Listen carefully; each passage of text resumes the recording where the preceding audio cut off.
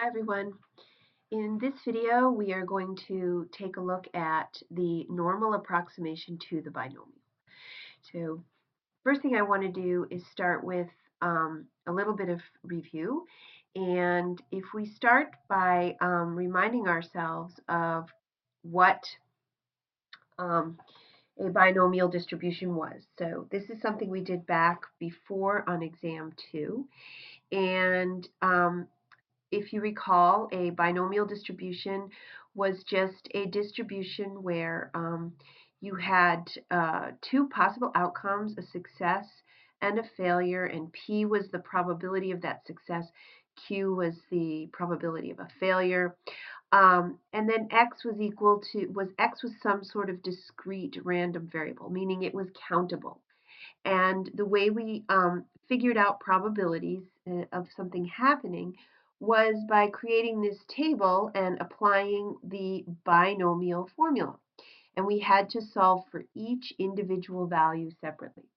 So for example, one of the problems that we did in one of the previous videos is we talked about a realtor selling houses. So let's say X is the discrete random variable, the number of houses that a realtor sells.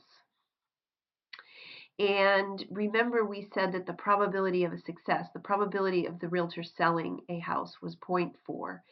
So therefore, the probability that she wouldn't sell a house is 0.6. P plus Q always equaled 1. And what we're going to do here is we're going to make this size bigger. I think in the previous video when we were back in exam 2, we kept n quite small so that we could work each probability out.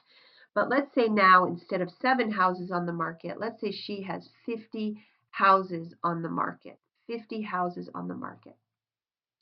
So if we wanted to create a probability distribution, we would have to go over to our table and we would fill this in. And so, for example, we have down here on the X column, we can list all the different possible things that can happen. So in other words, X can be 0, which means she sells 0 houses, meaning all 50 houses do not sell. You've got 50 failures.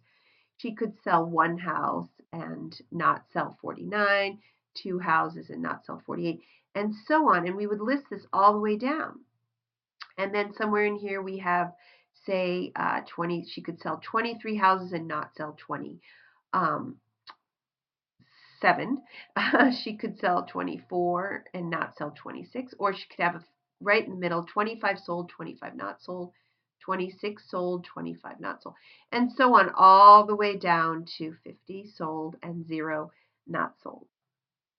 Okay, so how would we figure out the probability of something? Let's say we wanted to know, what is the probability that this woman sells at least half of her houses? What's the probability she sells half?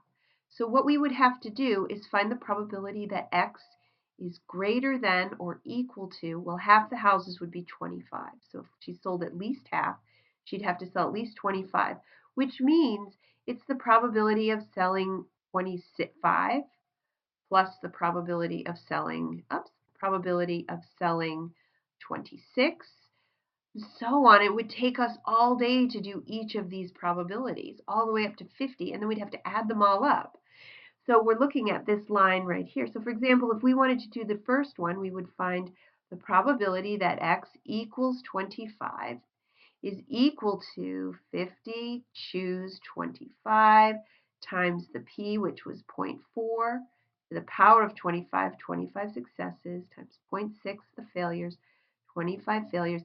You have to take the time, put that into your calculator, and if you do all that, you'll get a value of 0.0404. So about 4% chance that she would sell exactly half the houses. But that's not the question. The question was at least half. At least half. So that means we have to also figure out the probability of selling 26 houses. And if I do that into the formula, that works out to be 0.0259. Okay, and then I'd have to do 27 and 28 and 29. All the way down, it would be all of these probabilities. All of them, all this here. This is all the probability that x is greater than or equal to 25. And in fact, I did that. I used technology. I found all these 25 values using the using the binomial formula, and it worked out to be a probability of 0.0978, approximately 10% chance that she would sell more than half of the houses. So probability x is greater than 25 is equal to 0.0978. Okay, so that's a lot of work. That is a lot of work. So the other thing we've been studying in these last few weeks has been the normal distribution. Okay, what was going on with the normal distribution? Well, with our normal distribution, our random variable was now continuous rather than discrete. So for example, over here we might have IQ scores or heights or things that were continuous. There's no exact value. And if we wanted to find the probability of something, it's that area under the curve. Whereas here it's the probabilities are these using the formula. Over here it's the area under the curve. So we need the z-table. All right, so what do we need to use a normal distribution? Well, we need to know the mean of whatever's going on. We need to know the standard deviation, and we need to be given some kind of question. So what I'd like to do is show you how we can apply the normal distribution to a binomial distribution when the size is so big that it would take us all day to do, to calculate it individually. We use what's called a normal approximation, and that means it's an approximate. It's an approximate. What I'd like to do now here is, let's take a look at this graphically. Okay, so here we go looking at some graphical things. So in our previous example, when we're talking about the number of houses sold, that's x down here, and that's our discrete random variable. I'm just going to pick a number because I don't want to list all the way from 0 to 50. I'm just going to pick like a midsection here. And let's say this here is 8. This is where she would sell 18 houses, 19 houses, 20 houses, 21 houses. And all these are the probabilities on this vertical axis here.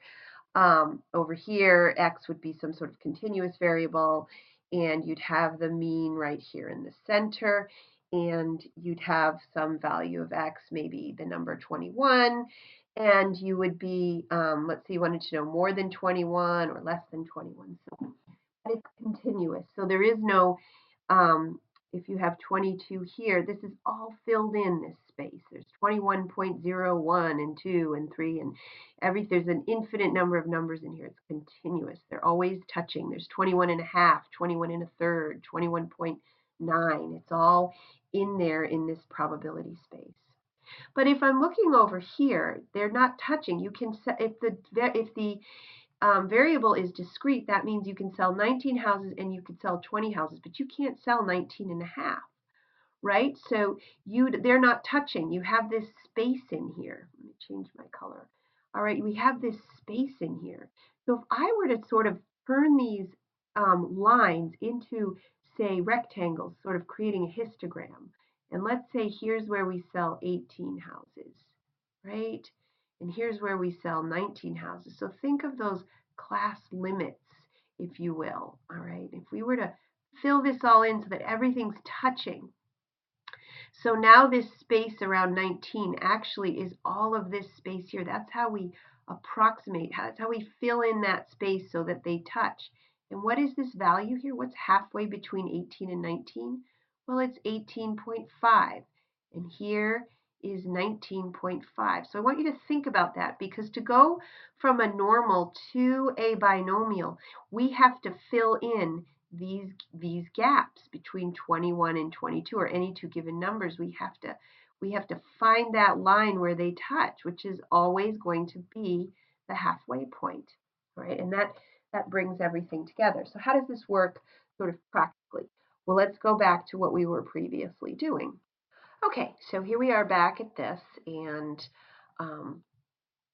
let's go ahead and take a look at what we were doing with that idea. So how do we go from a normal binomial to a normal distribution? Let's pick a new color here. Okay, so the first thing we're going to have to do if we want to go from a binomial to a normal approximation, because finding areas on the normal curve is quite easy. So we still want to answer the question, what is the probability that this person sells more than 25 houses? Okay, that's still the basic question. But rather than going through all of this, we're going to normalize things. So the first thing we need to do a normal approximation is we've got to find these things right here. All right, so what is the mean? Well, if you remember from, again, from our previous exam and doing the binomial, when we have a binomial, we can find the mean by multiplying n times p, and we can find the standard deviation by taking the square root of n times p times q. All right, so we're going to do that right now. We are going to find the mean and the standard deviation. So the mean is going to equal n times p. Well, going back over here to our binomial, n is 50 and p is 0.4. So we're going to go ahead and do that, and you can use your calculator and you will discover that that equals 20. So we have a mean of 20. X is still going to be the number of houses we sold. We still have the same variable. We're going to approximate it to a continuous variable rather than being a discrete variable. You still can't sell half a house, but we're going to create those x's so that it's an approximation. All right, and then to find the standard deviation, oops, this should be a 20. To find the standard deviation, we're going to take the square root of n times p, which was 0.4, times q, which is 0.6. If you do that on your calculator, you're going to see that this is 12, and the square root of 12 is 3.46. Okay. All right. So after this, we follow the same rules we have with any other previous normal distribution problem and where the data is normally distributed. How do we answer this question? How do we find the probability that x is greater than 25? Well, the first thing we do is we have to approximate it to from a discrete to a normal. Okay. All right, so that means filling in those gaps. So I'm going to go up here, and I can see that the mean is 20. I know that 25 is above the mean. I'm going to put it right about here. Now, as a discrete variable, it's a single line. 24 would be like over here, and 26 would be over here, single lines, right? So I want to get those touching each other. What is halfway between 24 and 25? It's right here. It's right here. It's that 24 and a half. 24.5. So that's what I have to bring it down to, 24.5. And that is the process of going from a discrete variable to a continuous variable. We have to go out that extra decimal place. Okay, but then it's greater than, so we're talking about all of this space here. This is what we have to find. All right, all right, so here is 24.5, so we have to find the corresponding z-score that goes with that.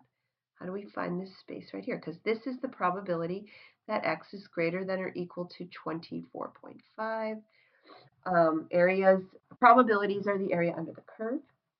All right, so we remember how to do all that. The first thing we're going to have to do is go from, I'm running out of space here. I'm going to go back to my pink pen. I'm going to go from a x value to a z-score.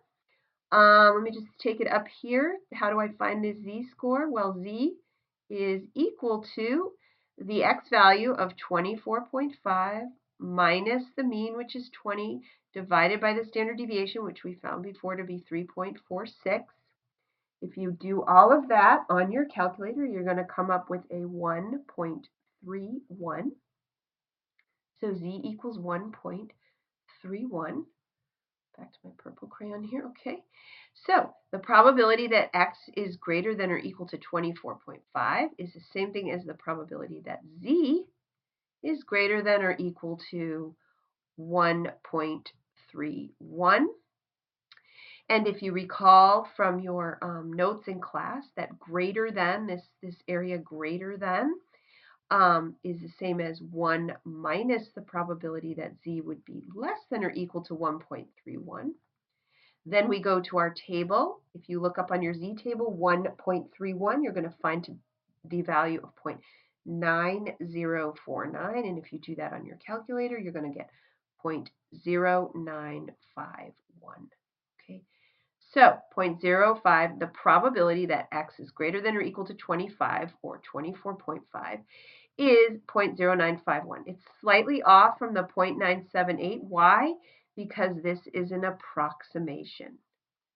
But it's close enough. It's still roughly, this is about, let's go back to my little easier to read. This is about 10% if you went through all that work. And over here, you get the same, roughly 10%. All right, so this is a lot less work over here. So that is, we use the normal approximation to the binomial. So when you have a situation like this, where you have a discrete question, a question with discrete variables, and you would have so many binomial formulas to compute that it would take you all day, you can approximate it using the normal distribution by finding the mean and the standard deviation, which we know how to do. But the one step is right here. You have to make that adjustment. You have to go from a discrete variable to a continuous variable, which means going out one decimal place further. Okay, and finally, before I end this video, okay, when you're given a question that is clearly a binomial distribution, and you're wondering, can I use the normal distribution to approximate that binomial distribution question, the following conditions must be met. And that is that n times p must be greater than 10, and n times q must also be greater than 10. So you're always going to want to, that's going to actually be your very first step. So back when we were looking at the binomial information, where we're told that n is 50 houses with a probability of selling of 0.4 and not selling is 0.6. We already know n times p because that just happens to be the mean. But the first step you're actually going to want to take is multiply n times p, which is 20, and that is greater than or equal to 10. So that works. But you do need to take one extra step and multiply n times q, which is 30 in this problem, and just confirm that it's greater than or equal to 10.